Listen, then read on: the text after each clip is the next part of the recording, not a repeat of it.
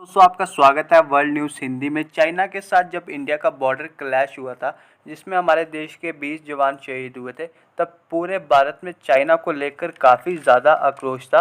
और इसी को देखते हुए भी भारत सरकार ने चाइना पर ताबड़तोड़ कार्रवाई की थी, जैसे कि चाइनीज़ ऐप्स को बैन करना, चाइनीज़ कंपनीज़ को इंडिया के प्रोजेक्ट से बाहर निकालना, चाइना जैसे आने वाली इन्वेस्टमेंट पर रोक लगाना। और इसी को देखते हुए चाइना के फॉरेन मिनिस्टर कई बार इस बात को कह चुके हैं कि भारतीय सरकार गलवान इंसिडेंट को दूसरे क्षेत्रों में भी खींच रही है।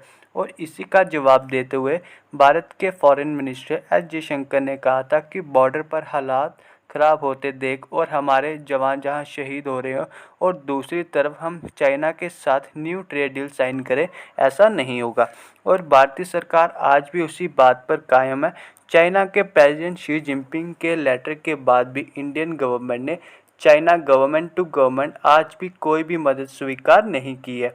और कुछ समय पहले ये न्यूज़ निकल के सामने आ रही है कि इंडियन गवर्नमेंट ने 5G टेक्नोलॉजी ट्रायल के लिए परमिशन दे दी है और इसमें चाइना की कंपनी हुआवे और ZTE को बाहर कर दिया गया, जिसका सीधा मतलब है कि जो भी telecom company service provider choose किए गए हैं वो ना ही चाइनीज़ कंपनी हुआवे और ZTE से ना ही कोई टेक्नोलॉजी लेंगे और ना ही कोई इक्विपमेंट्स लेंगे।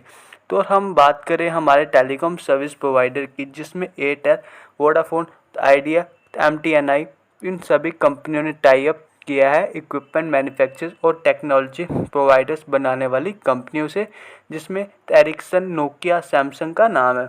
और आपको ये जानकर भी खुशी होगी कि रिलायंस जियो किसी भी कंपनी के साथ टाई अप ना कर खुद की 5G ट्रायल्स पर अपनी बनाई हुई इंडिजीनियस टेक्नोलॉजी यानी कि स्वदेशी टेक्नोलॉजी पर ट्रायल्स करेंगी।